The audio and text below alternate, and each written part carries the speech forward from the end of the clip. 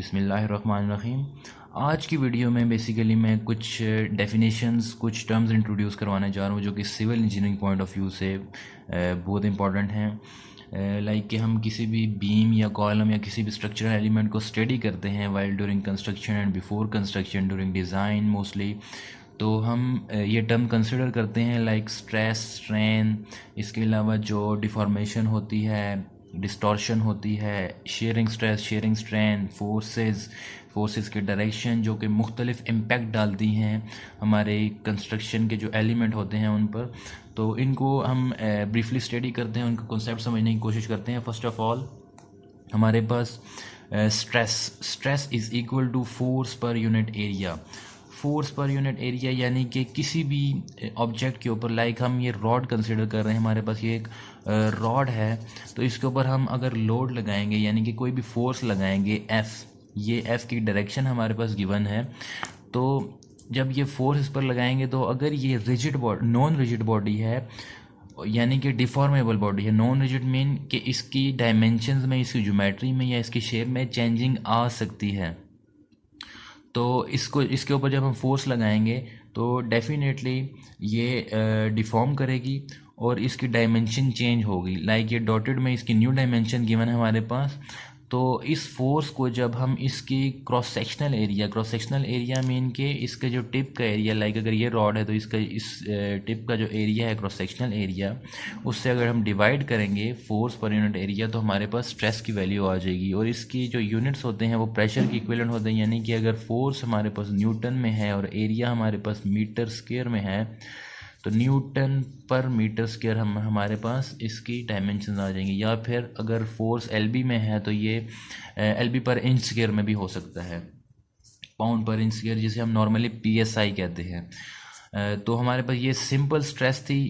इस स्ट्रेस को हम कहते हैं एक्सियल स्ट्रेस। यानी कि एक्सियल स्ट्रेस इसलिए कहते हैं क्योंकि ये क्रॉस सेक्शनल एरिया के परपेंडिकुलर हमारे पास लग रही होती है। इसके अलावा एक और स्ट्रेस है जिसे हम शेयरिंग स्ट्रेस कहते हैं।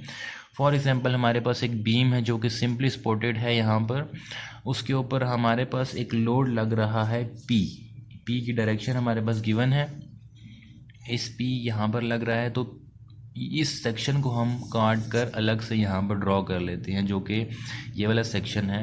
तो हम देखेंगे कि यहाँ पर अगर पी लग रहा है तो इस फोर्स को, ये जो फोर्स है ये इस सेक्शन को स्लाइड करके इस जो बीम है इसको फेल करने की कोशिश कर रही है, स्लाइडिंग बिहेवियर शो कर रही है। अगर ये इस पार्ट को इससे, यानी कि ये नीचे अगर स्लाइड करके फेल कर जाए और ये ऊपर ही रह जाए तो इस फोर्स को हम, ऐसी स्ट्रेस को कहेंगे शेयरिंग स्ट्रेस। और इसको फाइंड करने का क्या तरीका है, is equal to v by a. V हमारे पास जो है फोर्स है वी या पी, और एरिया इसमें भी हमारे पास बेसिकली क्रॉस सेक्शनल एरिया ही होगा जो कि ये वाला अंदर वाला एरिया होगा जो हमने यहाँ पर शेडेड एरिया बनाया है, बी और डी, डेप्थ और ब्रेथ वी और बी डी। तो हमारे पास J is equal to shearing strain आ जाएगा, सॉरी शेयरिंग स्ट्रेस। अब हम इसके बाद शेयरिंग स्ट्रेन के बारे में बात करते हैं। इसके स्ट्रेन के बारे में बात करने से पहले हमें कुछ टर्म्स के बारे में पता होना चाहिए। लाइक के स्ट्रेन की फर्स्ट ऑफ ऑल हम डेफिनेशन देख लेते हैं। When ever a non rigid body या फिर डिफॉर्मेबल बॉडी, जिसे हम डिफॉर्मेबल बॉडी भी कहते हैं, is subjected to stresses, it undergo deformation and distortion. अब डिफॉर्मेशन और डिस्टॉर्शन में फ़र्क है। Deformation basically change in dimension, यानी कि डायमेंशन शॉर्ट या डायमेंशन लॉन्ग हो जाती है, जैसा कि ऊपर वाली इस फिगर में बताया गया है, इसकी डायमेंशन इंक्रीज कर रही है।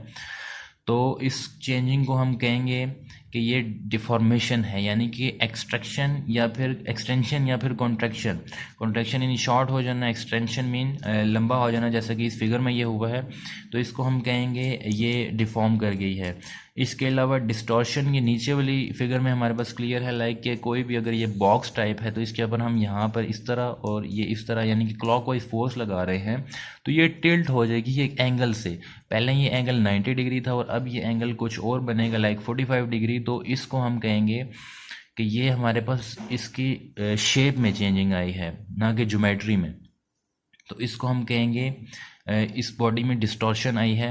ये हमारे पास स्ट्रेन आई है डिस्टॉर्शन के बाद, और हमारे पास इस स्ट्रेन को यानी डिस्टॉर्शन को शो कर रहा है स्ट्रेन को शो कर रहा है, एल इसकी लेंथ है, और इसको फार्मूला फाइंड करने का changing divided by total length, यानी कि जो ये चेंज आया है इसको डिवाइड करेंगे टोटल लेंथ पर, तो हमारे पास ये स्ट्रेन आ जाएगी। स्ट्रेन का सिंपल फार्मूला भी यही है कि change in length divide by original length, यानी कि ओरिजिनल लेंथ हमारे पास ये एल थी और चेंजिंग ये आई है, तो इस चेंजिंग को हम डिवाइडेड बाय टोटल लेंथ करेंगे तो हमारे पास स्ट्रेन की वैल्यू आ जाएगी। और strain basically dimensionless unit है, यानी कि length over length, metre over metre, ये इसकी कोई डायमेंशन नहीं होगी।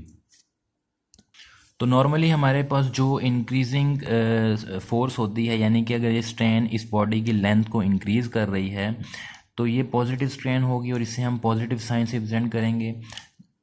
जबकि अगर स्ट्रेन ऐसी है लाइक कंप्रेसिव स्ट्रेन, कंप्रेसिव यानी कि इसके उल्ट इस डायरेक्शन में होगी, वो इसकी लेंथ को डिक्रीज़ करेगी, कॉन्ट्रैक्ट होगी, ये जो भी रॉड है ये कॉन्ट्रैक्ट करेगा, तो इसको हम नेगेटिव स्ट्रेन से रिप्रेजेंट करेंगे। ये नॉर्मल साइन कन्वेंशन है, इससे ऑपोजिट भी हो सकती है। तो आई होप सो कि ये सिंपल कॉन्सेप्ट आपको क्लियर हो गए होंगे। मज़ीद ऐसे ही कॉन्सेप्ट्स और वीडियोज़ के लिए हमारे चैनल को ज़रूर सब्सक्राइब कीजिएगा। नेक्स्ट वीडियो में मिलते हैं। अल्लाह हाफ़िज़।